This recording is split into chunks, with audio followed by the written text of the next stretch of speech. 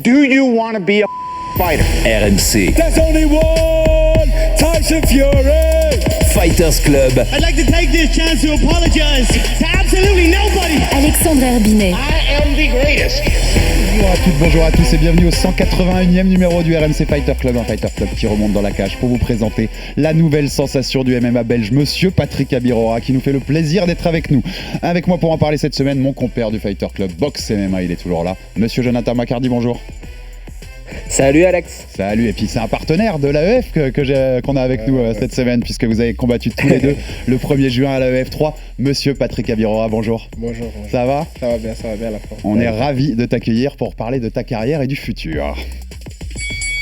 Avec ses 4 KO d'affilée au championnat d'Europe amateur 2022 qui ont fait exploser sa popularité sur les réseaux sociaux, on lui a donné le surnom de Belgian Bomber. À 22 ans, Patrick Abirora est la sensation du MMA belge. Médaillé d'argent européen, champion dans différentes ligues dont l'AEF de Willis Europe en France, l'enfant de Namur et ancien footballeur affiche un potentiel qui raconte beaucoup de promesses pour l'avenir.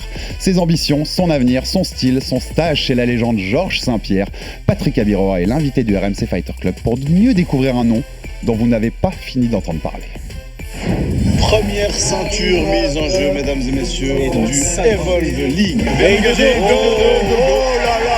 Merci, au revoir, bonne nuit. Tu peux venir d'un petit village, tu peux venir du fin fond de je sais pas où, mais gros, travail, c'est toi et ta chance, c'est toi et ton histoire, c'est toi et ton destin. Ball up with fast hands and there, Abirora's really hurt his man and that's hit, good with ball, now we are early victory there for Patrick Abirora. À 17 ans, je savais que je voulais aller à l'UFC, c'est-à-dire qu'il y a un gros cheminement entre ça, le dire, pouvoir le faire et vraiment y arriver. Oh, pouring it on here is Patrick Abirora.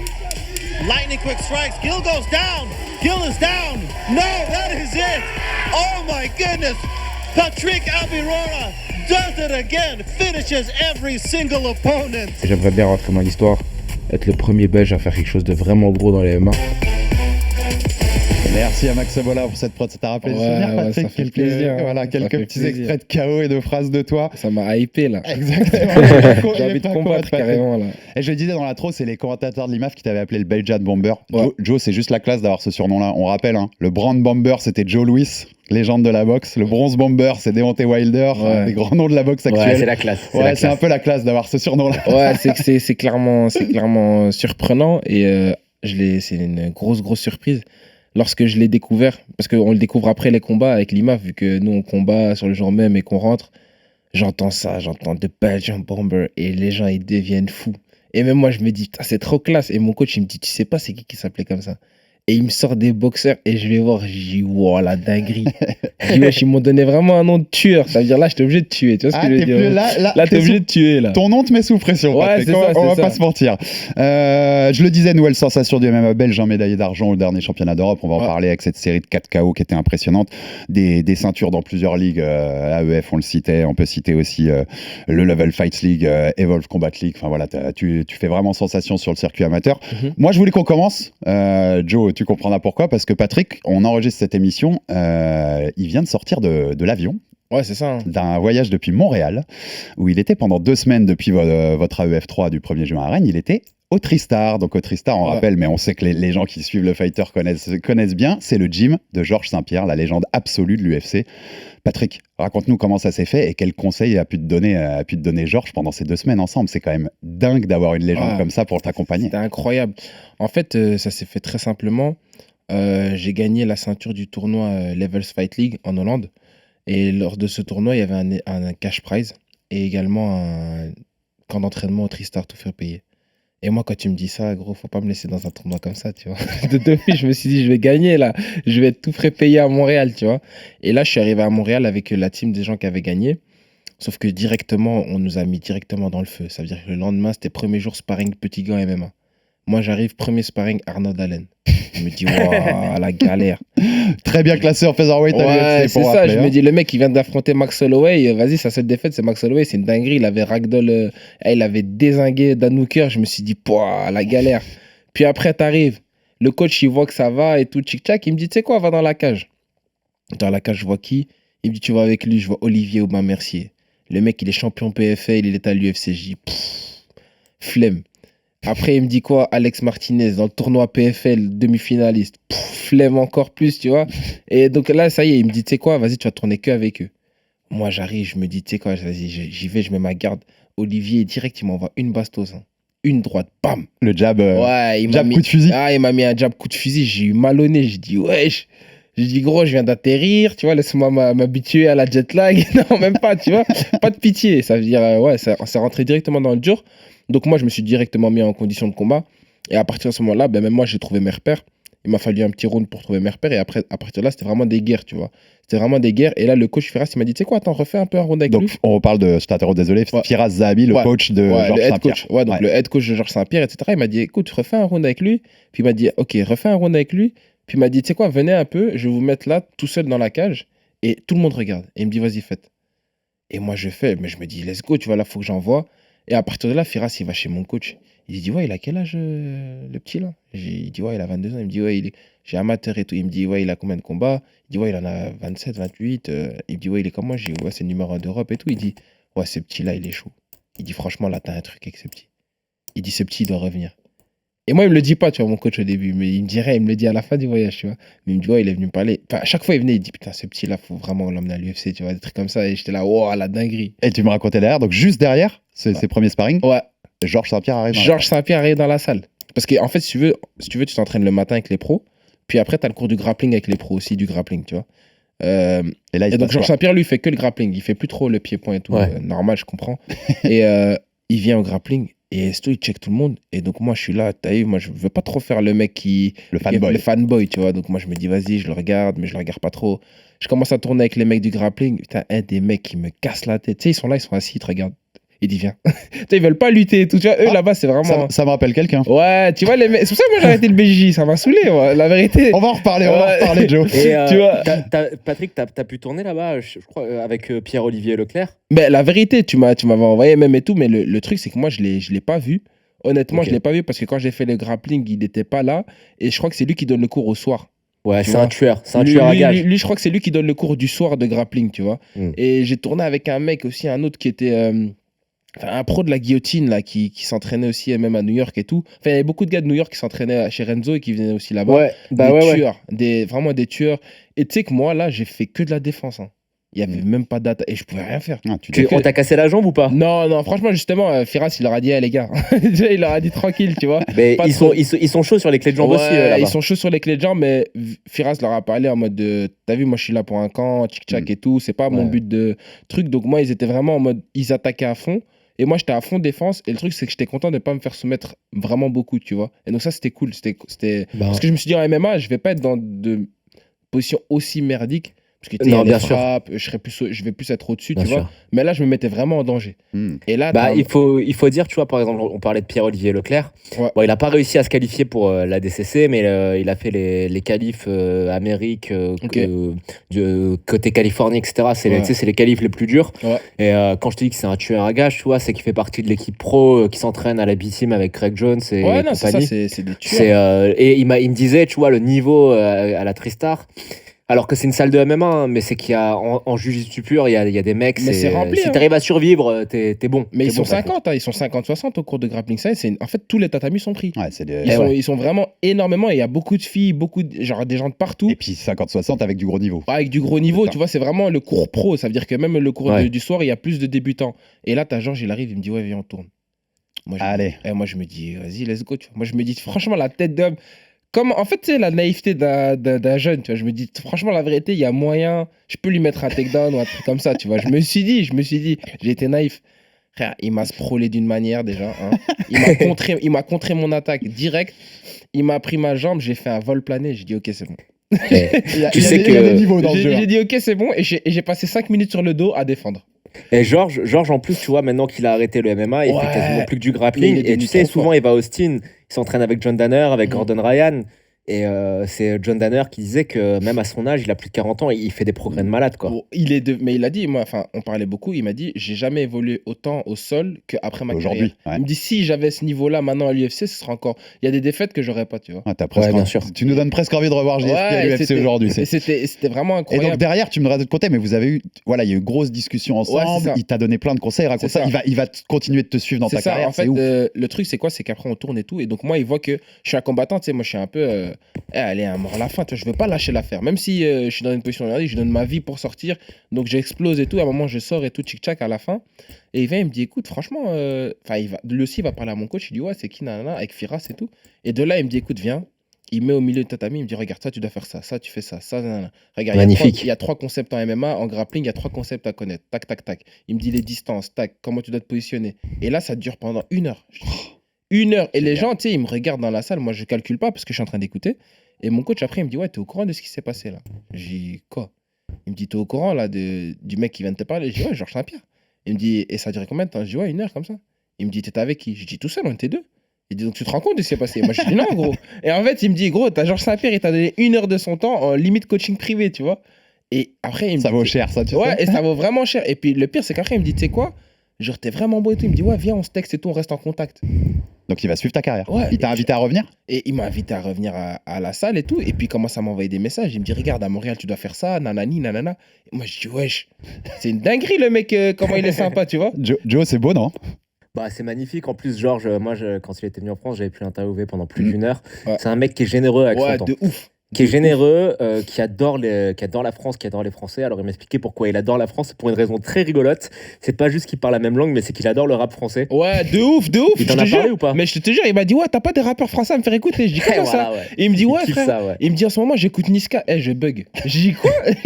J'avoue que le sûr. métaverse de JSP Ouais. qui écoute Niska, c'est. Ouais, Et ouais, tu il y a vois, le Bah, métaverse. non, mais tu sais, quand il était à Paris, il me disait, ouais, t'as pas des soirées hip-hop, t'as pas des soirées hip-hop, ok, je peux. Ah, ouais, je fais mal l'accent. Et il est à fond. Et après, non, quand je te dis, c'est quelqu'un de très généreux avec son temps. Ouais, c'est Et clair, je c'est une pense crème. que, tu vois, avec tout le temps qu'il passe à Austin, avec Danner et compagnie, plus le fait qu'il continue de s'entraîner à Tristar, c'est un puits de science, quoi. Donc c'est magnifique pour toi, Patrick. Ouais, tout non, ça. c'est une crème. Et puis après, là, il a carrément commencé à m'envoyer des messages, des tchics, des tchaks. Et puis là, on s'est vu tous les jours.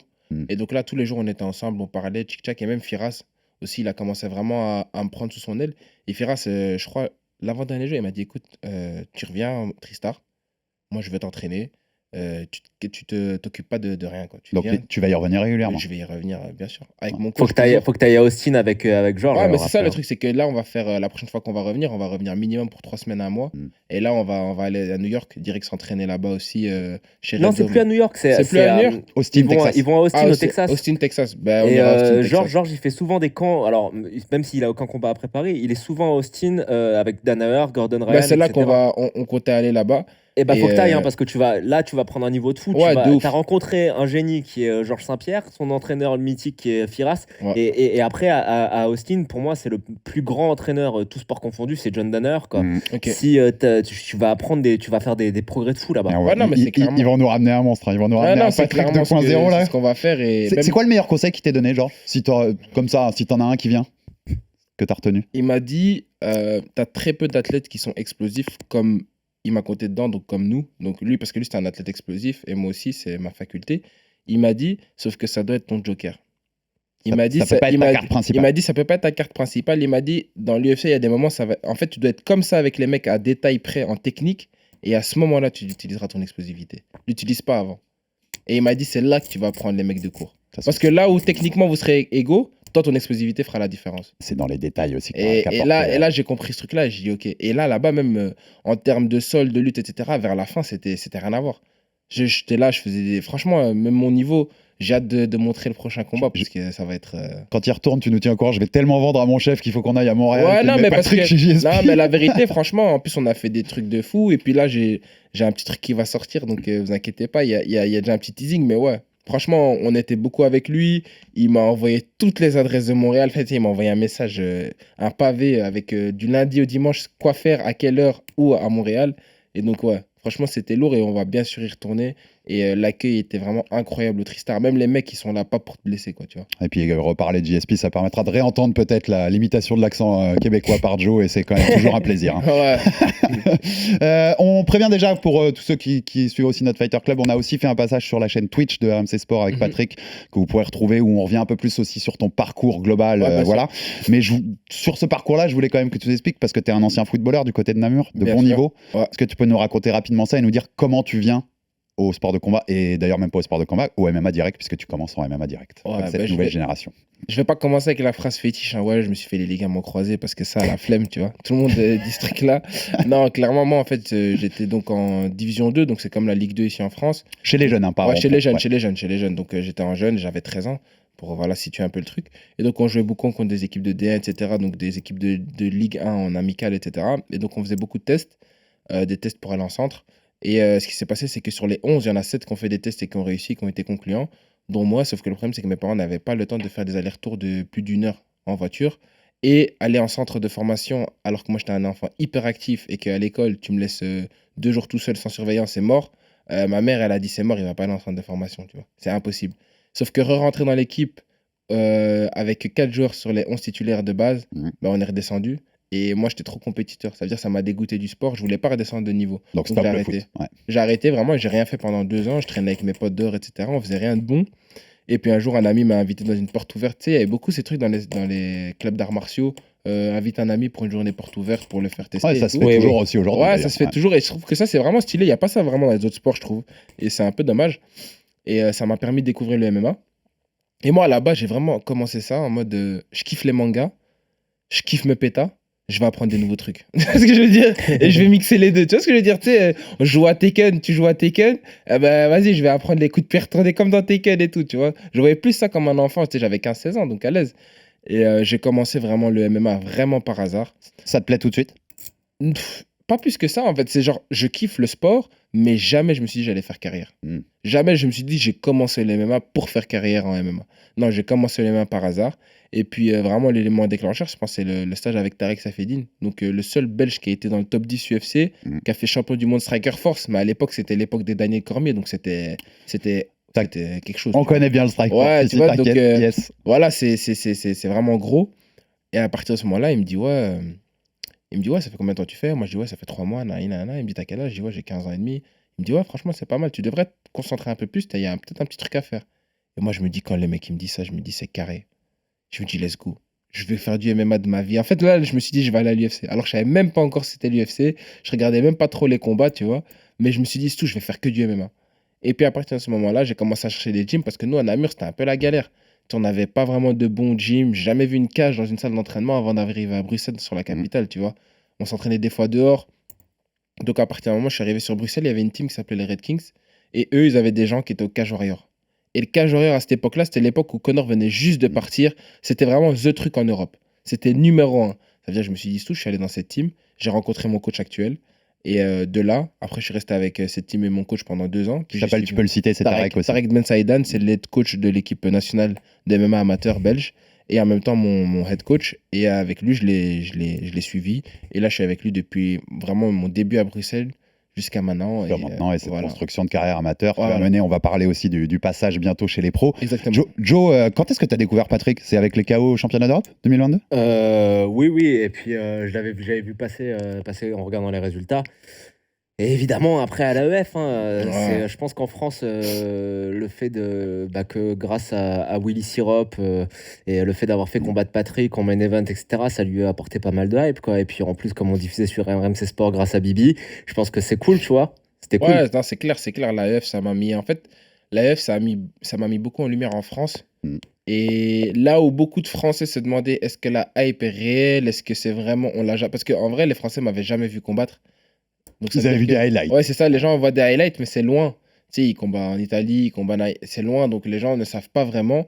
Et là, ils sont vus en vrai, en live, une extinction au premier round, ils se sont dit, ok. Ils ont dit, ok, le type, il est chaud, tu vois. Joe, t'étais au bord de la cage? Ouais, j'étais au bord de la cage. T'en as pensé quoi? T'as impressionné? Alors, déjà, j'étais au bord de. Franchement, le KO, tu le vois venir. Parce que tu sens, tu sais, quand tu es au bord de cage, tu sens l'énergie, la puissance des coups. Tu vois ce que je veux dire?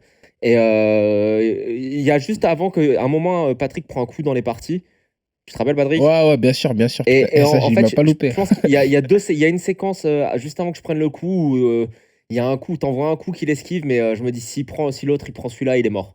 Et bon bah tu prends le coup il prend le coup dans les parties, il revient et en fait c'était impressionnant du bord de cage, t'entends l'impact, tu l'as électrocuté quoi. Ouais, non, c'est clair. Et apparemment, le coup dans les parties, si j'ai bien compris, ça a réveillé la bête en fait. Ouais, Patrick, c'est ça. En fait, il y a des. Je sais pas comment t'expliquer, c'est un peu comme dans les mangas. Tu sais, il y a des moments où t'arrives dans la zone, tu vois. Moi, ce que j'explique dans les fights, il y a des moments où t'es dans la zone et genre tu vois tout venir, tu ressens tout. On dirait que ton instinct il est décuplé. T'as tu la vois. demi-seconde d'avance. Ouais, c'est surtout. ça. Ouais. Et là, à ce moment-là, tu sais, que dans ma tête, à chaque moment que je vais éteindre le mec, je le sens. Et je sens le coup qui va arriver. Et tu sais, je vois l'ouverture, mais c'est une fraction de seconde. Le moment où j'ai vu l'ouverture, le coup est déjà parti. Et je sais que quand le mec, je l'éteins, parce que mon coup, il passe à travers. Ça veut dire que le mec, je sens rien. Ça veut dire qu'il l'a Comme pas si vu tu venir. traversais le gars. Ouais, je traverse le gars, et puis tu le vois, à ma droite, elle traverse, et le type, il est plus là, tu vois. Et là, c'était incroyable, parce que l'extinction, elle était belle, et les gens, ils sont devenus fous dans la salle. C'était lourd, tu vois, c'était lourd. Comme tu disais, ça a fait exploser, ou Joe disait aussi, ta popularité de combattre ici à AEF, puis diffuser chez nous via la chaîne. Ouais, bien sûr. Tu dirais aujourd'hui que tu as presque plus de fans en France qu'en Belgique? Ouais, je dirais Ouais. en tout cas que même au niveau du soutien des médias, j'ai plus de soutien de médias français que de médias belges parce que tout simplement en Belgique, il n'y en a pas. C'est plus développé, les C'est médias ça. MMA en Je pense à part MMA Time où il y a des Belges, je pense pas qu'il y a de médias belges et Ilyes MKT, bien sûr, qui est belge aussi, il faut pas l'oublier, mais il n'y a pas vraiment de médias belges en Belgique qui font vraiment pour le MMA. Il y a que des petites structures, mais en France, c'est beaucoup plus populaire et beaucoup plus répandu. Quand on regarde sur Twitter, 80% c'est des Français. Et même les Belges qui réussissent, c'est parce que c'est des Français qui les partagent. Bien Au sûr. final.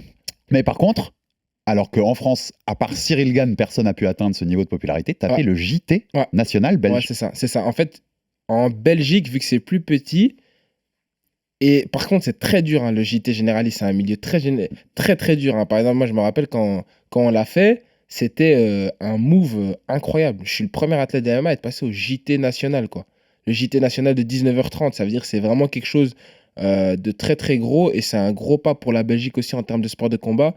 Et je dois remercier vraiment énormément mon agent de presse, qui est Nathan Sauret. Vraiment un big shout-out, parce que lui, il a vraiment fait un taf de fond avec les médias. On est passé d'une petite interview avec Pix, une chaîne de Proximus, à RTBF, RTL. Tu vois la différence de niveau, et c'est en longévité aussi avec les performances. Je pense que la saison a été tellement grosse et j'ai fait performance sur performance qu'à partir d'un moment, c'est ce que je veux en fait, ne pas laisser le choix aux gens. Tu veux ne pas parler de moi, mais tu vas être obligé. C'est Parce inévitable, à c'est partir ça. d'un moment, tu vas me voir partout. À partir d'un moment, tu vas voir que partout en France, on parle de moi, et moi, je suis belge et vous parlez pas de moi, c'est pas logique. Tu vois. C'est comme tu dis, devenir Ouais. inévitable. Joe, Joe, que je te dise, parce que quand on en parlait en off et sur Twitch avec Patrick, ça me paraît hallucinant parce que Patrick, il vient de te le dire, il a un responsable des relations presse. Il a un responsable des réseaux sociaux. Il a un staff autour de lui. Ouais. Depuis que tu as passé le bac, et une fois que tu as passé le bac, tu t'es concentré à 100% sur le fight. Sur ma via carrière. des sponsors. J'étais censé faire l'UNIF, mais tu connais les gamins Voilà. croisés. Ligaments croisés de l'université. Ouais, l'université, franchement, je suis allé la première année, j'ai réussi mes examens de Noël, après, je suis plus jamais revenu. Donc, et c'est les sponsors qui te permettent aujourd'hui. Aujourd'hui, tu vis du combat, alors que tu es encore ça, amateur. C'est ça. Ça te paraît comme moi ouf, Joe? Après, je fais beaucoup C'est de un choses. amateur qui a déjà structuré comme certains pros en France le sont pas encore. Tu vois ce que je veux Non, dire? mais c'est ce qu'il faut faire. Hein. Ça Bah doit oui. être un exemple pour le reste des amateurs en France. Ça, il n'y a pas de souci là-dessus. Hein. Et puis, tu vois, là, il n'y a pas juste le fait qu'il soit extrêmement talentueux, mais je pense que ça doit te faciliter la vie d'avoir des sponsors, de pouvoir te consacrer juste au combat. Donc, Bien non, sûr. il faut que tous les autres le copient, quoi, maintenant. Ouais, c'est clair. Et puis, je pense que, comme je dis souvent, maintenant, les gens ils me demandent pourquoi tu as autant de followers sur Instagram ou comment ça se fait que tu as fait des trucs comme ça. Je dis, il y a un momentum dans la vie. Tu vois, moi, je me rappelle, avant le Covid, j'ai commencé à découvrir Instagram parce que ça venait d'arriver, les réels, etc. J'ai simplement tapé sur YouTube comment faire un réel qui marche. Et tu as 50 vidéos. Des tutos. Que des tutos, les secondes, les hashtags, les chics, les tchacs. Et donc, moi, pendant le Covid, quand tout le monde faisait presque rien, je m'entraînais tous les jours. Tous les jours parce que j'ai loué un garage 100 € par mois pour m'entraîner. Et je faisais des vidéos. Et au moment où ça pète, ben, je me suis retrouvé avec des vidéos à 200, 400, 500 000 vues, 600 000 vues, 2 millions de vues, ce qui fait que les abonnés ont monté. Ce qui fait que je suis arrivé aussi en France. C'est là que j'ai rencontré les Morgan, etc. Je suis allé au Factory, au Nerfight, j'ai tourné et ça a continué à monter. Monter. Et lorsque le Covid était fini, moi j'étais déjà prêt à combattre. Donc j'ai combattu une semaine après la sortie, directement.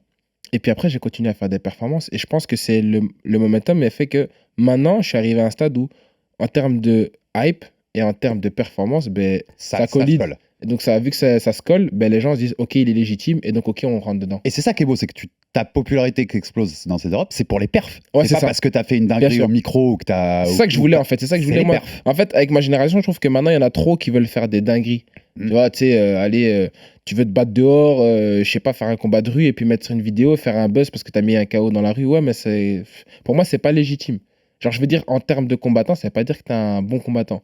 Pour moi, je voulais que les gens, je fasse une performance, que les gens se disent, oh, c'est qui ce mec? Et je pense que, honnêtement, c'est pas arrogant de ma part de me dire, j'ai pas encore vu quelqu'un mettre, par exemple, 4 KO d'affilée en 4 jours. C'est quelque chose que. Je pense que c'est ça qui a vraiment choqué les gens. C'est pas le fait que j'ai mis juste un KO, c'est le fait que j'en ai enchaîné 4 en 4 jours, en sachant qu'il y a 4 pesées le matin, que tu as 4 adversaires différents, chaque fois des profils différents et toujours plus forts, vu que c'est des mecs qui continuent à gagner. C'est-à-dire que le mec, le 4e, il avait fait 3 victoires. Le deuxième, 2 victoires d'affilée. Tu vois ce que je veux dire? Ouais, C'est ça qui a choqué. Et moi, c'est ça. Je pense qu'il faut être légitime des fois dans la vie. Et à un moment donné où je sentais que je trouvais que j'avais pas envie d'avoir une trop grosse exposition parce que j'étais pas légitime, j'ai dosé sur les réseaux sociaux. J'ai arrêté de faire des vidéos. J'ai attendu que les performances parlent de moi-même. Ben maintenant, je me sens vraiment légitime et dans la place que j'ai maintenant dans les MMA, tu vois. Joe, je vais faire vieux combattant, mais c'est top comme discours. Ouais, la maturité dont tu fais preuve, elle est quand même exceptionnelle. Et après, t'as raison, hein, ce qui attire l'attention, c'est pas tes réels, c'est les KO comme t'as passé à Rennes à l'AEF. Ouais, c'est ça. Ça, je pense que tout le monde l'a vu. Bon, le petit flow à la fin avec le coup de fusil et tout, c'était, tu vois, je pense qu'il y a un truc, c'est que d'une part, t'es fort dans la cage, d'autre part, j'ai l'impression que tu sais bien jouer avec la caméra aussi. Ouais, Est-ce que c'est bien un truc sûr. que t'as taffé ou pas? Bien sûr. Non, franchement, la vérité, moi, il y a un truc que les gens savent. Dans mon cercle d'amis très proches, moi, je suis un mec pour l'entertainment. Ça veut dire, tu vois, moi, je vais te dire une bête exemple. À la Supreme League, je devais combattre, j'ai pas combattu, je suis arrivé. Il y avait des mecs qui m'avaient refusé de combattre, que j'ai vu, tu sais, des teams. J'arrive dans le vestiaire, je vois, ils sont tous du 9-3, ils sont 40, le mec, il est là. Je dis, ouais, pourquoi tu m'affrontes pas, toi? Direct. Devant tout le monde. Devant tout le monde. Le mec qui se retourne ça comme, tu vois, il se dit, wesh, c'est un fou. Je suis tout seul, hein. Il y a juste moi et Movzar. Il dit, ouais, pourquoi tu m'affrontes pas? Movzar Ibrahimov. Ouais, Movzar Une autre Ibrahimov. sensation du MMA Et belge. tu sais, le mec, amateur. tu sais, je vois les mecs du 9-3, tu sais, ils commencent à mettre leur cagoule, tu sais, ils me regardent en mode, wesh, il est bizarre là-dessus. Et moi, je dis, ouais, qu'est-ce qu'il y a après, tu m'affrontes pas? Je commence à rigoler et tout. Arrête, il dit, ouais, t'es bien, moi, j'affronte tout le monde. Hein. Je dis, ouais, mais tu m'as pas affronté, moi. Arrête, tu sais, et je suis mec, je suis trop charrieur. Moi, j'aime trop charrier. Tu sais, la taquinerie et tout, ça veut dire que même, tu vois, quand j'étais dans la cage et que Théo, il est monté et qu'il m'a dit, ouais, je suis prêt à mourir.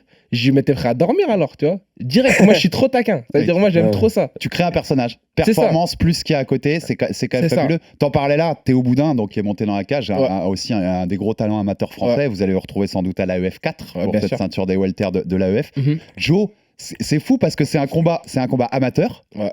et ça me hype. Il y en a Tu plein vois ce que je veux dire? T'as Mais envie, y a t'as tout le envie monde- de y a voir tout ce le monde combat, qui va quoi. le voir, ouais. Il y a tout le monde qui va voir. Et je vais te faire une petite confidence. Tu sais, quand j'arrive à. Moi, je suis arrivé le lendemain de la pesée, parce que j'avais un petit empêchement. Et j'arrive à l'hôtel. Il y avait Mathis du Grarin, tu sais, du Graris, celui qui est champion de l'AEF en léger. Même lui, je vais le Et- taper. Il est de la Old School Double champ. Academy, donc il est coéquipier avec Théo. Et il disait ouais, si dans la cage, Patrick il fait le show avec Théo, il est capable de partir en vrille tout de suite parce qu'apparemment il est un peu sanguin, tu vois. Et quand je l'ai vu monter et quand j'ai vu que t'étais chaud et que t'as commencé à le charrier, je me suis dit, oh là là, va falloir que la sécurité elle monte et tout. Mais je pense il que allait t'as bien rien joué avec faire. ses nerfs, quoi. Mais la vie de ma mère, il allait rien faire. Voilà, gros. Me fais pas le mec sanguin ici. S'il te plaît, il m'a fait le Tony Montana, lui. Il allait rien faire. Et pourquoi faire? Tu vas t'énerver pourquoi? De toute façon, on va s'affronter dans la cage. Il y a Mathis pas de aussi, sang. tu veux le prendre? Mathis aussi, je le prends. Et tu Tu mets descends ou il faut qu'il monte? En fait, la vérité, regarde. double champ. Moi, je vais le prendre lui, parce que je trouve qu'il a une grande bouche. Mais je vais les prendre les deux. Double champ. Et voilà. Il est fort, hein, Mathis aussi, hein. Ouais, mais franchement, il a perdu 4 fois contre Prigent, donc à l'aise.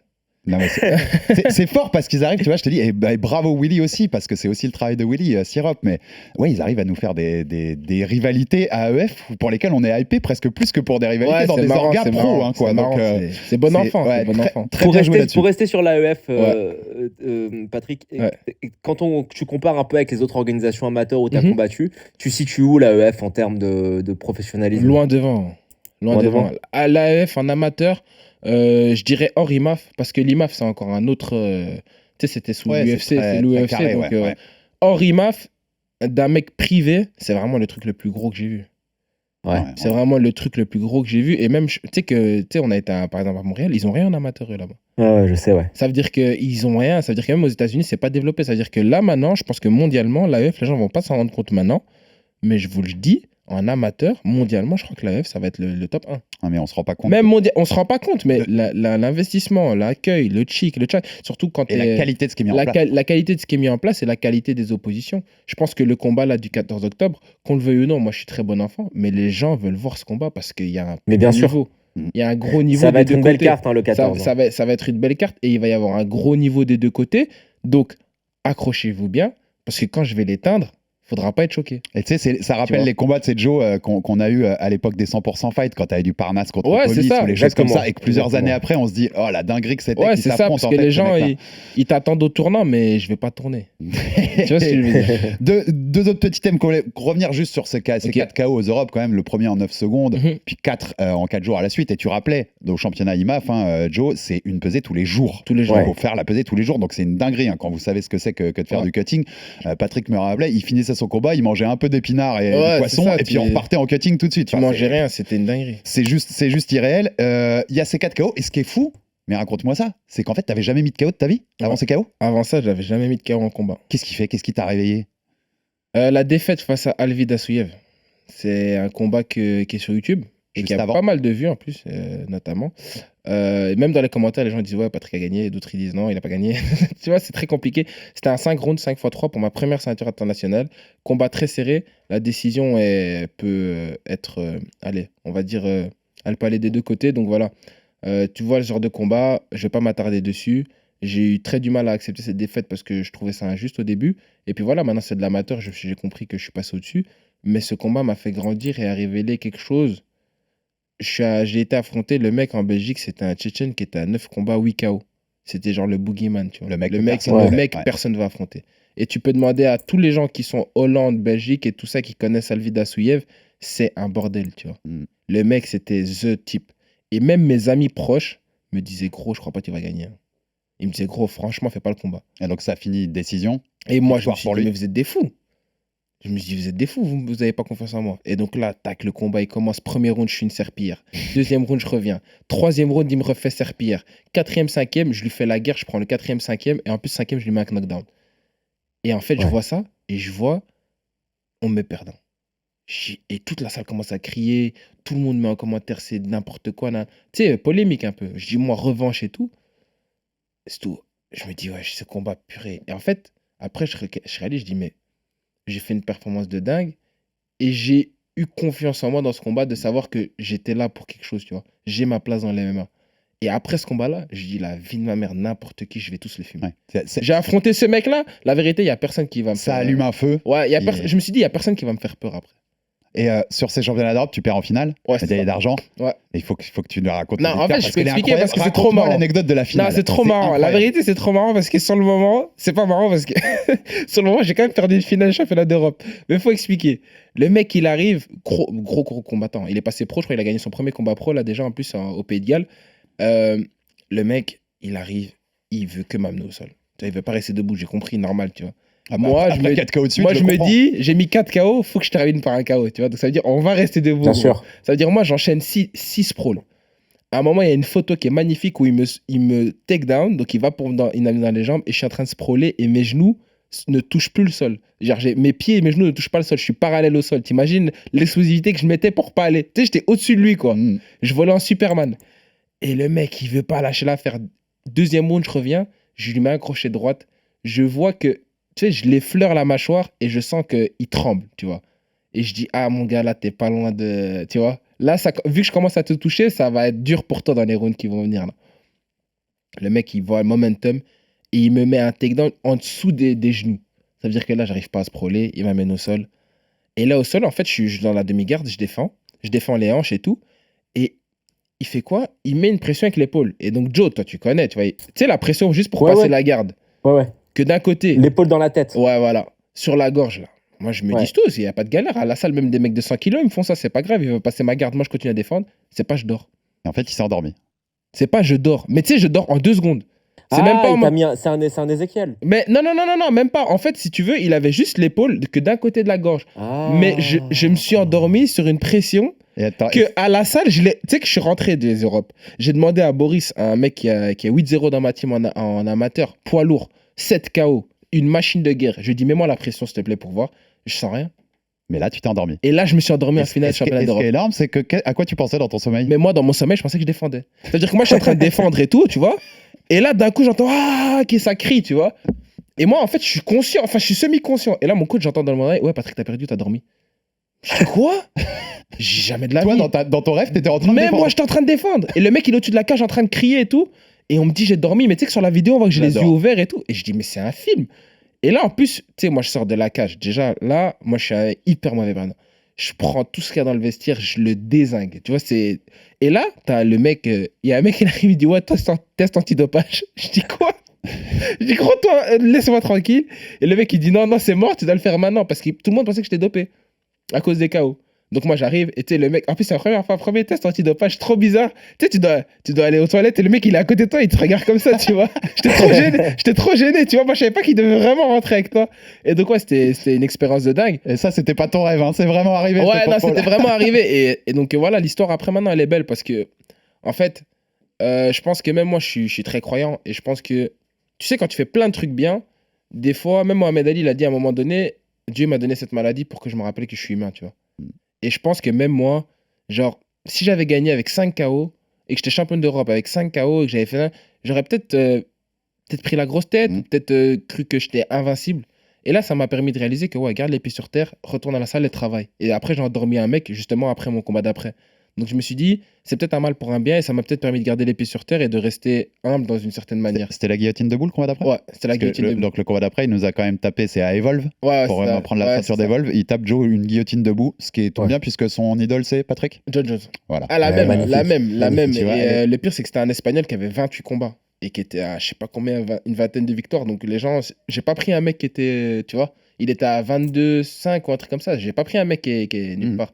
Tu vois ce que je veux dire? Ouais, Donc, allez la voir sur internet parce ouais, qu'elle ouais. elle est, Elle est magnifique. elle est copier-coller de celle de Jones pour le coup. Je te jure, le pire, c'est que c'est vraiment copier-coller. Il y a un mec qui l'a fait un montage, tu vois, avec Jones et t'as moi. les deux. J'ai mis sur Twitter. Allez, c'était fini. Et deux grosses questions pour finir, mais Joe, c'est là où je voulais aussi te brancher, c'est sur le style, puisque j'ai dit, Patrick, il commence par le MMA général, tu sais, symbole, tu sais que je suis très sensible à ça, de cette nouvelle génération qui n'est pas passée par un Qui sport fait de tout, combat ouais, avant, qui qui fait fait tout dès le début. Donc qui est complet, mais il a quand même une spécialité en grappling et en jiu-jitsu, À la base. puisque tu as été médaillé au championnat d'Europe, Ouais, médaillé de bronze. IBJJF, IBJF, ouais. en et 2020. aussi en Jiu-jitsu jiu-jitsu fighting. Ouais, c'est ça. Des Fighting, résultats. J'ai fait champion d'Europe et 3e mondial. C'est quoi un peu ton style au sol? Et Joe discute un peu avec lui de ça parce que je crois qu'il aime pas les gens comme il aime pas les gens comme toi, Patrick. Non, moi, il aime pas moi, les je gens qui préfère- tirent la garde. En fait, moi, j'ai fait de la lutte. Tu vois, beaucoup avec. On avait un coach à Namur qui avait Patrick, fait coach. C'est quoi de la lutte? Ah ouais, toi, t'es une galère, tu vois. Ça, c'est les mecs comme ça. Moi, j'aime pas les mecs comme ça, tu vois. Genre, en gros, moi, j'avais commencé avec la lutte. Il avait coaché l'équipe des jeunes en Russie. Donc, il est venu à Namur. Il parlait même pas français. C'était un Tchétchène. Il parlait pas français. C'est-à-dire, nous, on avait un Tchétchène traducteur. Et on faisait que de la lutte. Et puis, j'ai fait aussi du sambo. J'ai fait des combats de sambo à l'international. Et après, donc moi, j'avais très un style genre amener au sol, contrôle, passage de garde. Et j'aimais bien soumettre, mais tu sais, aller à la soumission. Et après, j'ai commencé en ceinture blanche, ça passe, ça, tu vois. Aux IBJF, il y a même un combat qui était sur le site IBJF, enfin sur la plateforme Insta. Oui. Ça a fait 500 000 vues. C'était un mec contre un mec de chez Carson Gracie. C'était une guerre. Tu vois, le mec, on roule, on tac, tac, tac. C'était en kimono ou en Ouais, nogi? kimono, Kimono, anguille, ok. ouais, anguille. Et je pourrais la retrouver, mais c'était en 2020. Mais après, genre moi, je suis dans une grosse team. Tu sais, il y avait Amal Amjahid qui a fait 7 fois champion du monde. J'ai Steve qui a fait champion IBJF aussi, en bleu. Et après, on m'a dit, ouais, moi je suis passé bleu. On m'a dit, ouais, maintenant il va falloir que tu apprennes aussi à pull guard et tout. J'ai dit, vas-y, c'est bon, laisse-moi tranquille. j'ai dit, Pourquoi? c'est C'est quoi que bon. t'aimes pas dans. Quand on a le commencé fait à me de- parler de l'Apple, des X-Guard, des Spider, Ah ouais, ça non, m'a mais après, ça m'a pris la tête. Après, Patrick, le kimono, c'est un autre délire, tu vois. parce que Ouais, ouais, pour moi, c'est c'est ça. un sport.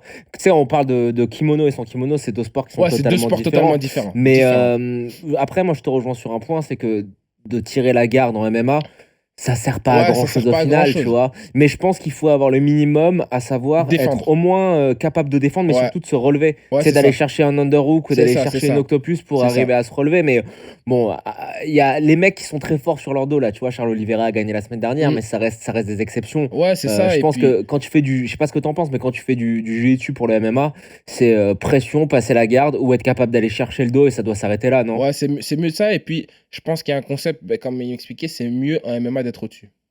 Oui, bah oui. Tu vois ce que je veux dire? Ça veut dire que c'est Parce que tu mieux gagnes le pour combat toi quand t'es d'être au-dessus. en MMA d'être au-dessus parce que tu seras toujours beaucoup plus dominant. Tu gagnes, Tu vois. tu gagnes le combat sur la position et puis tu peux mettre plus de Ouais, frappes plus qui de comptent frappes, dans etc. qui est le premier critère Et- de jugement en fait. Et le Et tu mec peux aller a- chercher le dos aussi. Ouais, c'est ça. Et à part si le mec, c'est un Charles Oliveira, comme tu as dit, très bien dit, que le mec, il va te faire des soumissions de dingue. En MMA, généralement, les mecs sur le dos, ils sont plus là en mode essayer de sortir. Donc, ils se fatiguent à sortir Ouais, qu'essayer de te soumettre. T'affrontes pas Craig Ouais, Jones quoi. ouais, c'est Et ça. tu t'entraînes en nogi pur Ouais, toujours Nogi pur, je le fais toujours. Je fais le lundi et mardi. Et tu fais quoi? T'essayes d'un peu d'être sur ton dos ou tu En fait, je me vraiment mets tu en travailles danger. pression En fait, quand je fais plus. Ça dépend. Si maintenant je suis proche du combat, je vais commencer à travailler la stratégie de combat, tu vois. Si maintenant je suis plus loin, comme là maintenant, par exemple, quand je suis arrivé à Montréal, j'étais en off-saison. Ça veut Ouais. dire là, j'ai terminé ma saison. Ça veut dire là, je me suis mis en danger. Hein. J'ai commencé à m'asseoir, le mec, il commençait dans mon dos. Je me mettais vraiment en danger. C'est-à-dire que je me mettais dans des positions que j'ai pas l'habitude et on essayait de me soumettre d'une manière où j'avais vraiment pas l'habitude et à moi de sortir et à moi de faire face. Parce que ça peut arriver hein, dans un combat, tu sais, il y a Bien plein sûr. de styles, tu vois. Et Bien sûr. je connais mon Joe, ça sent l'invitation à la Gracie Barra, ton Bah, passage à tu- Paris.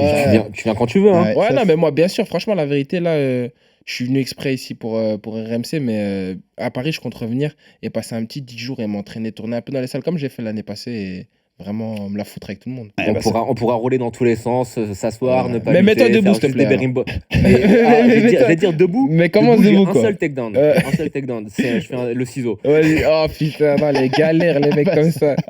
Ah, tu le sais. Et dernier thème, Patrick, on est obligé, puisqu'il y a cette carrière amateur qui, cette année, a explosé des résultats. Tu Mhm. l'as dit, toute cette saison, elle est fabuleuse. T'as pris les ceintures partout, des médailles aux Ouais. Europes, des KO qui ont fait parler de toi partout. Mais on a une question. Mhm. Tu passes pro quand? Alors, c'est la première fois que je vais le dire, en plus, je crois. Hein. C'est sur RMC. Tu me l'as déjà dit à moi. Mais lui, je l'ai déjà dit, mais 2024. Début 2024? Après, 2024, je suis pro. il y a les Europes et les mondes en fin d'année. Ouais. Et IMAF, tu Ouais, veux les c'est ça, refaire et c'est après ça. on passe pro? C'est ça. Et je peux juste dire que ce sera dans la première partie de 2024. Très bien. Et t'as déjà signé? Je peux juste dire que ce sera dans la première Donc, partie. donc, en gros, ce que tu nous dis, c'est que t'as déjà signé. Ok. Non, j'ai juste dit. J'aime parce mon que Joe, les j'aime gens, mon Joe. les gens, ils veulent trop me faire dire des choses que j'ai pas Non, dit. mais J'ai- si tu sais que c'est en première partie de 2024 Ouais. et que d'une manière aussi sûre, c'est que t'as déjà signé. Arrête de Non, me raconter des saucisses. c'est parce qu'on a Après, plein de tu vas pas propositions. nous Donc, dire ça veut où. dire, je sais pas encore où est-ce que je vais signer. Ah, ok. Par contre, Ted, on est d'accord? Mhm. En France et globalement en Europe, Mhm. t'as des propositions de partout, ce que tu m'as dit? Partout. Toutes les orgas, toutes les grosses qu'on connaît? Ouais. En France et en Europe? C'est une orga. Jusqu'à des niveaux comme le KSW? J'ai tout et même les managements aussi. Ouais, il y a de quoi choisir là. Il y a, franchement, là, c'est. En fait, le problème, là, c'est même plus. C'est plutôt où on va signer et avec qui on va signer et quel manager on va prendre. C'est plutôt ça la question. C'est utopique de devoir commencer en France, dans une orga française? Non, reste c'est fortement possible, ça dépend. En fait, moi, je vais prendre là où il y a le plus gros cachet. Hein. La vérité, on va prendre là où il y a le plus gros cachet et en même temps là où je peux bien me développer. Le message est passé. Et le but final, UFC. il porte que 3 lettres, on est Ah, d'accord. UFC. Tu l'as annoncé Ouais. depuis, je Ouais, je sais l'ai que annoncé depuis que tu as depuis le 17 début. ans, 16 ans, tu Ouais, l'annonces. moi je l'ai dit, c'est l'UFC. Ça veut dire que moi, mon plan de carrière, c'est l'UFC. Je suis dans une autre thématique. Ça veut dire que moi, je suis très jeune. Je viens d'avoir 22 ans. Ça veut dire Bien que moi, sûr, bien sûr. j'ai vraiment le temps de pouvoir me développer. Et je sais qu'à 25-26 ans, je serai très mûr pour être à l'UFC. Bien Donc, sûr. c'est pas un problème de rentrer à l'UFC par que ce soit la petite porte ou la grande porte. Et Après, mon but, c'est de rentrer par la grosse porte. est-ce que t'es en contact avec Lawson, Keita? Bah, on parle beaucoup. On s'échange beaucoup de messages. C'est vraiment. On rappelle pote. le Guinéen, Ouais. mais qui est sur la scène Ouais, MMA pour moi, belge c'est celui et qui fait le plus de. Pour moi, c'est le pro, le numéro 1 en pro en Belgique. double Et- champion chez Octagon et on a fait un épisode avec lui que vous pouvez Ouais. retrouver sur les plateformes. où Sa carrière, elle est quand même intéressante à suivre Ouais. pour toi parce que là, regarde, il est chez Octagon. Octagon, c'est pas Ouais, mal. non, c'est ça. En fait, quand il je fait dis une belle carrière. de tout, c'est- on a de tout et on parle beaucoup et on tourne bientôt en sparring et je crois que ça va faire des étincelles. Hein, vu qu'on mais- a deux styles très. Joe, alors c'est de l'hypothétique, mais Joe, je suis fou à te dire parce qu'avec la popularité qu'il a aujourd'hui, Patrick, la façon dont il mène sa carrière amateur de façon presque pro, Mhm. je suis fou de me dire s'il signe par exemple à Ares, son premier combat, tu peux quasi le mettre en main event. Quasi, j'ai dit, pas peut-être pas en main Bah, event direct, mais en tout cas non. sur la main card. Sur la main Non, card. oui, et sur la main card, oui, Clairement. mais en main event, c'est compliqué. Non, main à event, cause non, de je suis la d'accord. règle. Je me suis rattrapé tout de suite, mais C'est à cause de en- la règle, du combat, ouais. du nombre de combats, je me suis rattrapé tout de suite, mais main card, évident presque, vu sa En tout cas, popularité. c'est pas impossible que dans des organisations où je vais signer, je serai en main event ou en main card. Ça, Oh, c'est il pas a- impossible. Ah, il annonce des choses. Bah, il annonce sait des déjà, choses. il va pas nous le dire, il sait déjà. Écoute, ça lui permettra de revenir. Ça lui Joe, permet- Non, tu sais- Joe, parle en DM.